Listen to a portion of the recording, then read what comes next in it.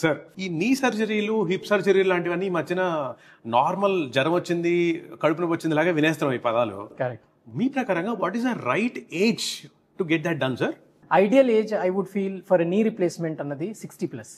But మన Indian life expectancy చూసుకుంటే 50s లో కూడా కొంతమంది చాలా ఆర్థరైటిస్ ప్రాబ్లంతో బాధపడుతుంటారు. 50 సెంట్ సార్, ఈ మధ్యన చాలా యంగర్ పీపుల్ కూడా ఈ జాయింట్ రీప్లేస్మెంట్ చేయించుకుంటున్నారు. ప్రిఫరబుల్లీ చేయకూడదు, ఎందుకంటే ఆ ఏజ్ లోన చేస్తే ఏమవుతుందంటే యాక్టివిటీస్ ఎక్కువ చేయడం వలన తొందరగా అది లూజ్ అయిపోయి వేర్ ఆఫ్ అయిపోయే ఛాన్సెస్ ఉంటాయి.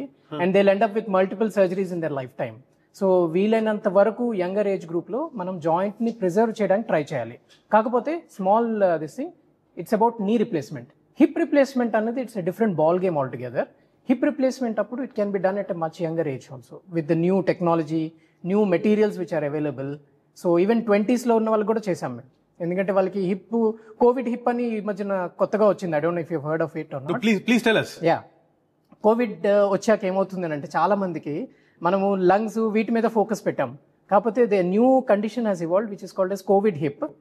ఈ కోవిడ్ హిప్ లో ఏమవుతుందంటే కోవిడ్ వచ్చిన వాళ్ళకి లేకపోతే వ్యాక్సిన్ తీసుకున్న వాళ్ళకి వాళ్ళ హిప్ జాయింట్స్ లో ఉన్న బ్లడ్ సర్క్యులేషన్ నిలిచిపోయి ఆ హిప్ డ్యామేజ్ అయిపోతుంది అనమాట.